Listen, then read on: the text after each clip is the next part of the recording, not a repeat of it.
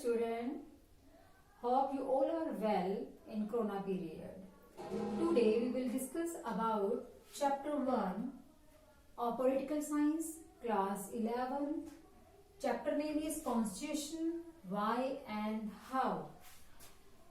In this chapter we will discussing the point or the topic of what is Constitution, why we need Constitution and features of Constitution.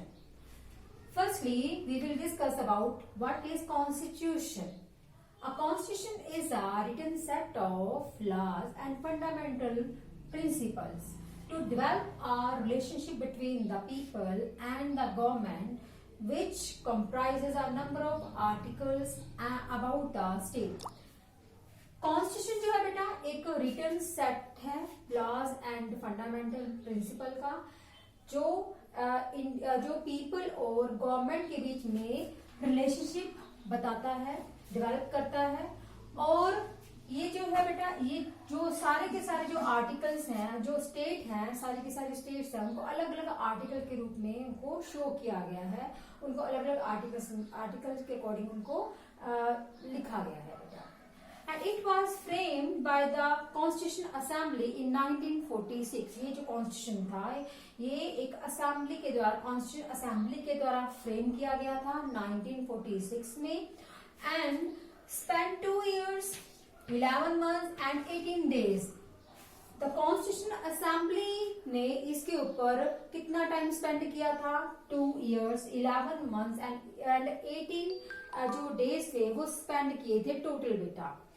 और adopted on November 26, 1946, इसको adopt किया 26 of November 1946 में। और ये come into force यानी कि जब हम इसके ऊपर काम होना शुरू हो गया ये 26 जन 1950 को जो है फोर्सफुली जो हमारे आ गया मतलब हमने उसके ऊपर काम करना शुरू कर दिया बेटा। The main federal features of the Indian constitutions are written and flexible constitution, distribution of powers between the center and the state. Main feature क्या है इंडियन कॉन्स्टिट्यूशन की? ये फेडरल है। फेडरल मीन्स के federal government federal government is that government in which power divided in 2 or 3 units like central government, state government और local government. तो इसकी जो फीचर है फेडरल फीचर ये है कि ये जो पावर है इसमें डिवाइड की गई है सेंट्रल गवर्नमेंट में एंड स्टेट गवर्नमेंट में बेटा। और अगर कॉन्स्टिट्यूशन की जरूरत हमें क्यों पड़ी? Why we need constitution? Constitution जो है बेटा provides a framework written which a government has to work. जो ये जो कॉन्स्टिट्यूशन है एक तो ये बेटा मतलब एक ऐसा फ्रेमवर्क हमें प्रोवाइड करता है गवर्नमेंट को ताकि वो गवर्नमेंट जो है कॉन्स्टिट्यूशन के अकॉर्डिंग जो है वो काम कर सके। And secondly minimize disputes among various organs of the government. Constitution जो है वो जितने भी ऑर्गन हैं हमारे गवर्नमेंट के उसमें जो भी डिस्प्यूट होता है, कन्फ्लिक्ट्स होते हैं तो उनको रिमूव करता है बेटा। And thirdly it consist the misuse of power by the government, यानी कि जो कॉन्स्टिट्यूशन है ये जो गवर्नमेंट पावर यूज करती है वो कभी ऐसा भी होता है कि वो मिसयूज करती है। जैसे कांग्रेस के समय में मिसयूज हुई, चाहे मोदी सरकार है उसमें मिसयूज होती है, तो उसमें जो है कॉन्स्टिट्यूशन जो है मतलब मिसयूज ना हो इसलिए कॉन्स्टिट्यूशन बनाया गया है बेटा। And thirdly, it consists it safeguard the fundamental rights of the people.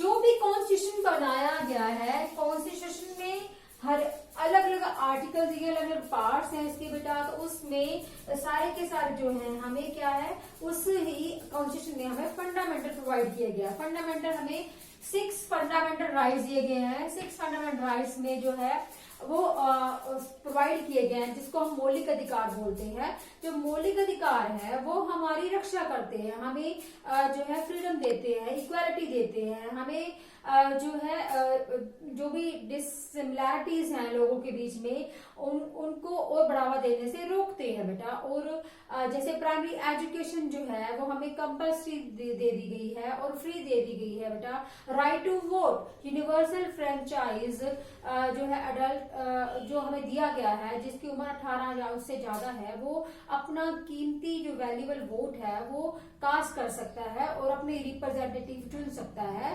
After representative वो गवर्नमेंट बनाते हैं बेटा। तो कॉन्स्टिट्यूशन की जरूरत क्यों पड़ी? कॉन्स्टिट्यूशन हमारे लिए बहुत ही एक इम्पोर्टेंट रोल प्ले करता है। ये हमें फंडामेंटल राइट्स प्रोवाइड करता है। ये गवर्नमेंट के अंदर जो सोशल ग्रुप्स होते हैं या फिर पॉलिटिकल पार्टीज होती हैं, उसमें जो भी कॉन्फ्लिक्ट होता है, जो भी झगड़ा होता है, उनको रिमूव करता है, ठीक है। और इसके हमें फायदे हैं, मतलब हम कॉन्स्टिट्यूशन के अकॉर्डिंग अगर गवर्नमेंट काम करती है तो सभी सिटीजन्स को उनके राइट्स मिलते हैं। हमें राइट्स दे रखे हैं, right to information, right to education, RTI बेटा। राइट टू इंफॉर्मेशन के तहत हम लोग जो है गवर्नमेंट के इंटरनल मैटर्स में जो है इंटरफेयर कर सकते हैं, उनकी पॉलिसीज के बारे में जान सकते हैं और उनके ऊपर आरटीआई भी लगा सकते हैं। और आरटीई यानी कि राइट टू एजुकेशन के तहत हमें जो है हम एजुकेशन जो है ले सकते हैं। हमें प्राइमरी एजुकेशन जो है बच्चों को 14 ईयर्स तक बच्चों को प्राइमरी एजुकेशन जो है फ्री ऑफ कॉस्ट दे दी गई है। वो मतलब वो उनके लिए जरूरी है बेटा। तो नीड हमने पढ़ा, कॉन्स्टिट्यूशन क्या है पढ़ा, व्हाई वी नीड कॉन्स्टिट्यूशन, इसके बारे में हमने पढ़ा। अब नेक्स्ट वीडियो में हम पढ़ेंगे कि इम्पोर्टेंस क्या है इसकी बेटा, और कॉन्स्टिट्यूशन जो है वो हमने कॉन्स्टिट्यूशन जो है कहाँ से अडॉप्ट किया है, मतलब कॉन्स्टिट्यूशन में जो भी आर्टिकल्स हैं, जो भी हमें फैसिलिटीज प्रोवाइड की गई हैं, तो वो कहाँ से, कौन सी गवर्नमेंट से ली गई हैं। क्योंकि हमारे इंडियन जो लीडर्स थे, जो इंटर्म गवर्नमेंट चला रहे थे उस समय, जो फर्स्ट प्राइम मिनिस्टर थे जवाहरलाल नेहरू थे, उन्होंने जो कॉन्स्टिट्यूशन बनाया था हमारी डाइवर्सिटी को लेके बनाया था। डाइवर्सिटी मतलब अपने देश में, हम इंडियन कंट्री में बहुत सारे रिफ्यूजी जो थे वो आ गए थे जब हमारा देश आजाद हुआ था, after the divided of India and Pakistan.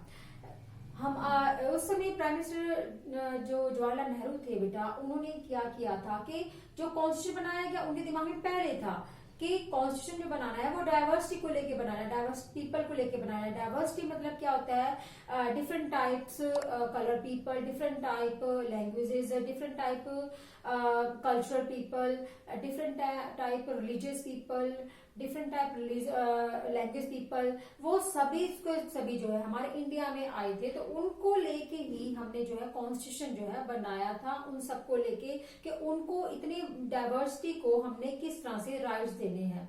तो जो उस समय ये जो कॉन्स्टिट्यूशन बनाया गया था पहले जो है पहले हमारे पक्ष में नहीं था, लेकिन फिर दोबारा जो है जब ब्रिटिश गवर्नमेंट चली गई तब हमारे इंडियन जो लीडर्स थे उन्होंने ही ये कॉन्स्टिट्यूशन जो था बनाया था बेटा, ठीक है। तो आज के इस चैप्टर में जो हमने पढ़ा, hope you understood about this बेटा। अब नेक्स्ट टॉपिक में हम पढ़ेंगे नेक्स्ट वीडियो में बेटा। Till then, bye and have a nice day.